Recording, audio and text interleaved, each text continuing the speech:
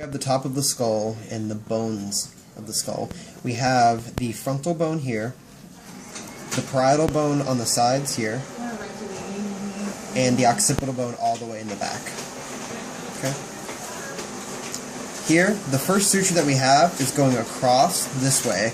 It's kind of like if you were to put a crown on your head. Picture a crown. This is called the coronal suture. Coronal suture, sometimes called your frontal suture. Coronal suture. Okay. Here, this suture here is going to be making a sagittal cut. This is known as your sagittal suture. Sagittal suture. And finally, all the way in the back here, you have the lambdoid suture. Lambdoid suture. And you can also break them down into the name. For example, this would be a parieto-occipital suture as a common name. But I said knowing the main names is the big thing. So at the intersections of the sutures, they also have specific names. For example, on the coronal suture and the sagittal suture, the intersection right here where they join together is called bregma. Bregma. And at the intersection of the sagittal suture and the lambdoid suture in the back, we have what's called lambda. Lambda. And that's all there is to the top of the skull. If we look at the outside of the skull in the facial region, we have a couple of different structures.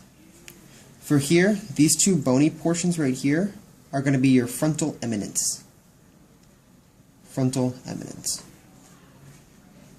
The smooth portion in between the middle of the eyes right here, the smooth area, is called the glabella. Glabella. And if you look very closely here, where this suture line is almost there, you can kind of see it, this is the nasion. Nasion. Okay? If we look at our eyes, and the other term for eyes that they use in anatomy is called orbits, this above the orbits here, this little margin, the smooth area, is the supraorbital margin. Supraorbital margin. And here we have a supraorbital notch, the bony notch part right here. Kind of see it right there. Okay. If there's a supraorbital margin here, there's an infraorbital margin right here. Infraorbital margin. Okay? If this is the infraorbital margin, boom, inferior to the orbital margin, we also have an infraorbital foramen. Infraorbital foramen. There's also a supraorbital foramen, but it's not in this model, so we won't worry about it right now. If we look inside the eye, we have a couple of different structures. All the way in the back, if you can see it right there where I'm pinning, this is called the optic canal. Optic canal. Cranial nerve 2 will be transported there. Okay? Optic canal. Here, right here, this is called the superior orbital fissure. If you can compare the two, this is the superior one and this is the inferior one. So superior orbital fissure and inferior orbital fissure. Okay, so this hole right here, this is called the fossa for the lacrimal sac. The lacrimal sac, this is going to be responsible for draining some of the tears that are produced by the lacrimal gland, and that little thing is going to sit right here. Fossa for the lacrimal sac, or lacrimal fossa. And the lacrimal bone is kind of in this region right over here. Just think lacrimal and tears and that kind of stuff, and you should be able to remember the bone. Okay? You can't really see the suture very well. 3. Okay, and there are various other sutures that are in the skull, such as the spheno-squamosal, the frontal squamosal. Like there are a bunch of other ones, but you can't really see them on the skull very well. But the atlas has, all of them on there, so it shouldn't be too bad. Just break down the names. Okay, so if we look at our nasal cavity, here we have a couple of different stuff we have to know. This very tip right here is going to be the anterior nasal spine. Anterior nasal spine, the very tip. And then this bone, right here, you can see it right here, the very tip bone, is going to be called vomer. Vomer. And we're going to see that bone again in a little bit. Vomer. Okay, so if we look at the bony portions right here, these bony things right here onto the sides, those are called the nasal concha. You have a superior, a middle, and an inferior nasal concha, but you can only see the middle and an inferior from this model. So if we look here, this is the middle nasal concha, and this is the inferior nasal concha, the bones. You can kind of see it right there. So you can't see the superior in this view. The spaces below the concha are called the nasal meatuses. And if you look here, this is the, I'm not pointing to the bone, but I'm pointing to the space here. This is the inferior nasal meatus. This is the middle nasal meatus. And you can't really see the superior one, but it's there, just in different cuts. Okay, so if we look all the way in the back, and we're going to see this bone again, it's really hard to see. All the way in the back, this bone is going to be primarily the perpendicular plate of the ethmoid bone. And we'll see that again later. Okay. If we look in the alveolar region, the area, the border of from your teeth to your maxillary bone, this is the alveolar border. Alveolar border. Okay. We have bony processes on the bones. It's kind of hard to see, but you can, if you see like some processes right here, those are your alveolar processes, and the grooves in between, like right here and here, those are called alveolar fossa. Alveolar fossa. Fossa for dip. The space in between, like this large space, just a term for this large space, is called your piriform aperture, otherwise known as your anterior nasal aperture. Just a fancy name for it. Okay, so if we look at the mandible, which is going to attach to the skull, we have to know some structures on there. So if we look at this process right here, which is actually going to be the part that articulates with the skull, okay, kind of, doesn't really match, but oh, there we go. The part that articulates with the skull, this one, is going to be the condylar process. Condylar process. Okay, and think of like the condyles of the other parts of other bones that like articulate with each other. It kind of is in the name. So condylar process. Okay, and this one right here, this other one that we're going to have here is called the coronoid process. Coronoid process. Here, this bony prominence. Okay, so condylar, coronoid process. So you got to know the difference between two. This one doesn't articulate. Okay. If we look at the chin, another commonly used term for the chin is like the mental region. We have here holes here. That's going to be the mental foramen. Mental foramen. Okay? Mental foramen. If you look at the mandible, this portion right here, this is going to be the mental protuberance. Mental protuberance, and then mental protuberance here. And then the smooth area like over here is the mental symphysis. Okay? Mental symphysis. Alright. So if we flip it over here, we can see a couple things. For one, you have this tiny, tiny little hole right here. That's going to be your mandibular foramen. Mandibular foramen. Mandibular foramen. And this groove right here, this little groove right here, is going to be the groove for the mylohyoid muscle. Groove for the mylohyoid muscle. Okay.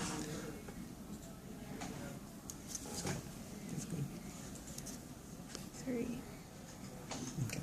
On the side of the skull, we have first of all, two bones that we have to know. The temporal bone here, and the zygomatic bone right here. So these next two structures that we're going to be pointing out are going to be two processes, but you have to get the bone first and then you name the process. So here we're going to look at this bony portion right here. This is going to be on the zygomatic bone, but this is going to be called the temporal process of the zygomatic bone. You have to get the bone right first. Temporal process of the zygomatic bone. And if we look over here, this little process here is going to be closer to the temporal bone. So this is going to be called the zygomatic process of the temporal bone. Zygomatic process of the temporal bone. Okay? If we look out over here, this is the entrance to your ears. The entrance to your ears, if you put the skull up to your face, it's approximately where it's going to be. This is going to be called the external auditory meatus. External auditory meatus. External auditory meatus. You have two things that are sticking out right over here, these two processes. You have this one that looks like a stylus or a pen. This is called the styloid process. A lot of people say it looks like a stiletto heel. Styloid process. Okay. This is a lot more wide of a process here. This is called your mastoid process. Mastoid process. And these are going to be very important because these are attachments to a lot of different neck muscles. Like if you look here, the stylohyoid muscle, for example, will start here. And if you look at the sternocleidomastoid, will also attach here as well. Okay, so here we have the superior view of the skull. We have three cranial fossas. They're very general stuff. It's the anterior cranial fossa, middle cranial fossa, and the posterior cranial fossa. It's just a very broad term. Let's start anteriorly. If we look here, we can see, if you see where the penciled outline is right here, this is all going to be part of your ethmoid bone. Specifically, this bony prominence right here is the crista galli. Crista galli. And it sits on top of the cribiform plate. Cribiform plate. Okay? So crista galli on top of cribiform plate, all part of the ethmoid bone. Here, this bone, this area over here, and this area here are all going to be known as your sphenoid bone. We have a greater and a lesser wing on the sphenoid bone. This area collectively is your lesser wing, just very broadly, and the area below here is your greater wing. Okay, greater wing, lesser wing. Okay. If we look at these tip portions right here, those are going to be called your anterior clinoid processes. Anterior clinoid processes. Okay, and they kind of shape like crab claws, so clinoid and crab. I don't know if that'll work for some people, but anterior clinoid processes. And you also have posterior clinoid processes, and these are here and here. Posterior clinoid processes. Okay. Here, this structure right here, this is called the sella turcica, otherwise known as the hypophyseal fossa. Sella turcica and the hypophyseal fossa. I think sella turcica is a little bit more commonly used. It's where the pituitary gland sits. If we look here, and let me see if I can orient it properly. You can kind of see what I'm pointing at right here. This is a structure we already talked about before. This here is the optic canal. Optic canal. We already mentioned this before, but it's just in the superior view of the skull. Okay? Optic canal. Okay? So, here, we mentioned sella turcica and optic canal. If we look even further here, right below the optic canal, we have this structure here. It's a big fissure-like structure. If we flip it over to the front of the skull, we already talked about this structure as well. The superior orbital fissure. Superior orbital fissure. Okay? Going back to the superior view of the skull, this is how, well, first let's mention this little hole right here. Right below the superior orbital fissure, this hole is going to be known as the foramen rotundum. Foramen rotundum. Foramen rotundum. Okay? Now, these three foramen, if you can see right here, and right here, I always memorized it going laterally to medially. I always remembered S-O-L. S-O and L. Sol. S-O and L. The first one most laterally is the foramen spinosum. It's very small spinosum. If we look here, right next to it, the O, foramen ovale, it looks like a perfect oval, foramen ovale. And then here is the L, foramen lacerum. Foramen lacerum. Okay, if we look right past our posterior clinoid processes, the flat portion, kind of like the plateau of the mountain, it's called the dorsum sellae. Dorsum sellae. Okay. This little area right over here, for this bony portion, this whole area has a very general name called the clivus. Clivus. Okay. If we look at this, I always did a pinching kind of thing, like a pinching this area kind of thing. You can pinch the petrous part, or the petrous portion. So, petrous portion. I always think of it like this little mountainy kind of structure. Petrous portion. Okay. There is another foramen you guys got to know. It's right here. This is going to go to the inner ear. This is called the internal acoustic meatus.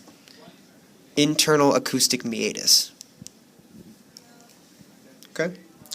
Here, this is probably one of the most important foramens here. This is the jugular foramen. Jugular foramen.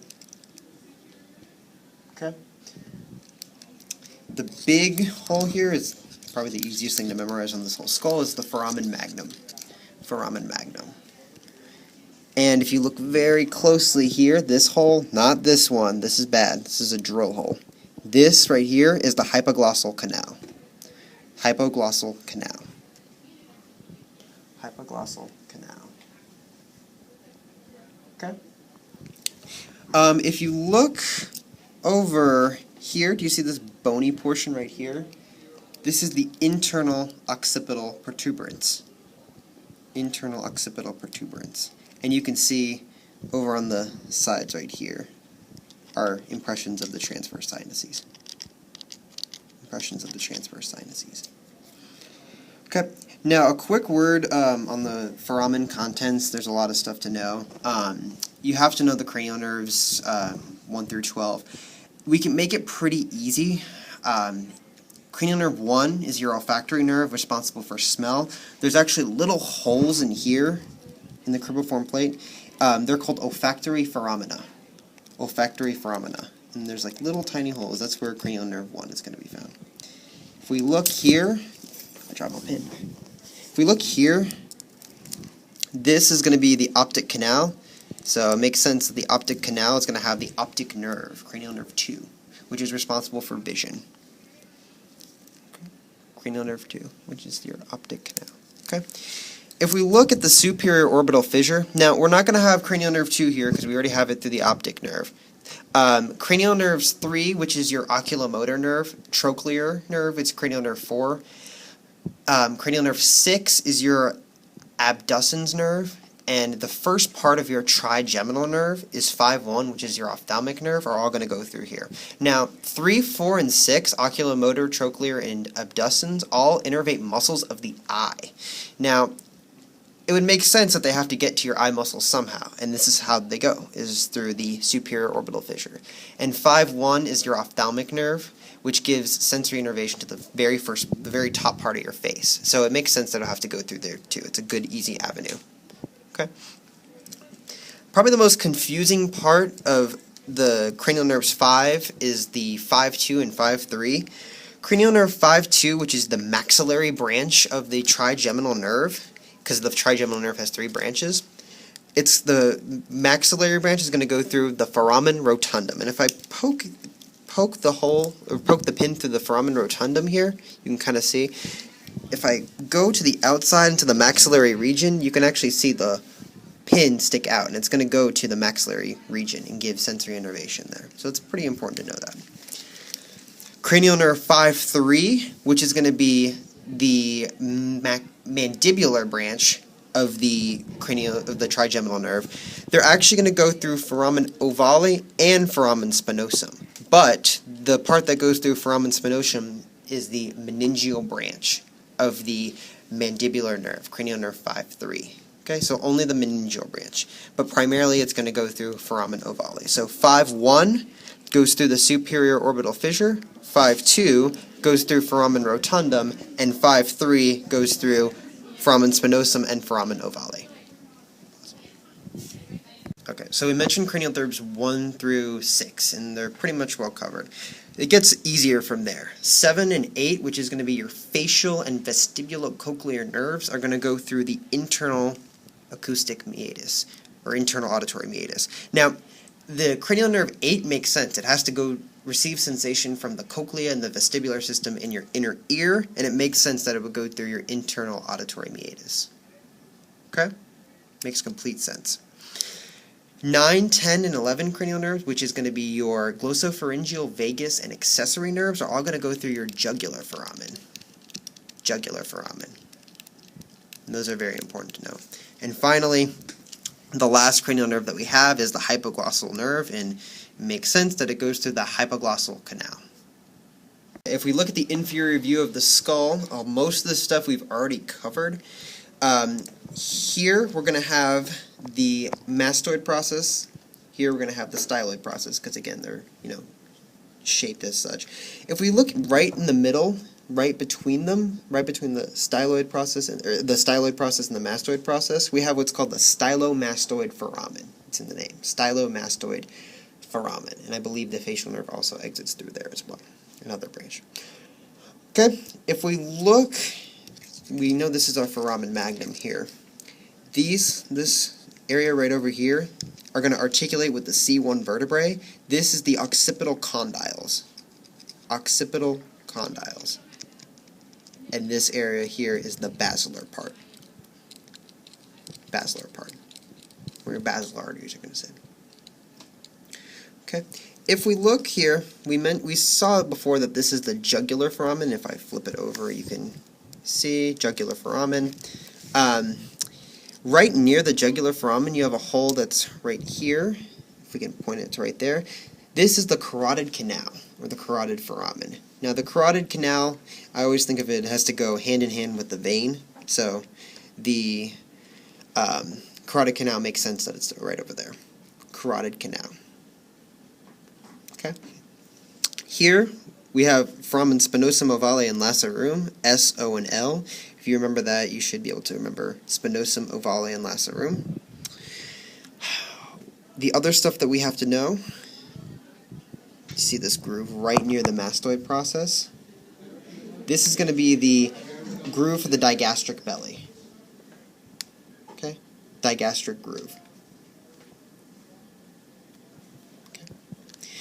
If we look at these guys, I'll flip this over here. If we look at these guys here, these are your pterygoid plates. You have lateral and medial pterygoid plates. Here, it's going to be the lateral pterygoid plates because they're facing more laterally to the sides. And here, we have medial pterygoid plates. Medial pterygoid plates. And on the very tips of the medial pterygoid plates only, you have what's called the hamulus, or a hook. Hamulus. Alright? This bone right here, we already talked about it. This is actually the vomer. And there's a bunch of cross-sectional pictures in the atlas that actually talk about that, the vomer and the ethmoid bone and stuff. They're really good to look at. But this is going to be your vomer. These holes have specific names. They're called, I believe, choana. I don't know, C-H-O-A-N-A. I don't know if I'm pronouncing it right, but choana. They're in your atlas. We have the palatine bone here. This is going to be the horizontal portion of the palatine bone. And this is your palatine fossa. Okay. Here we have the palatine foramen. In this model, it only shows one hole, but in the real human body, there's two, a greater and a lesser. The greater is more superior. Okay. And here, right here, this foramen is near your incisor teeth. This is the incisive foramen. Incisive foramen. And I think that's pretty much it, other than this guy all the way in the back here. This is on the back of the skull. This is the external occipital protuberance.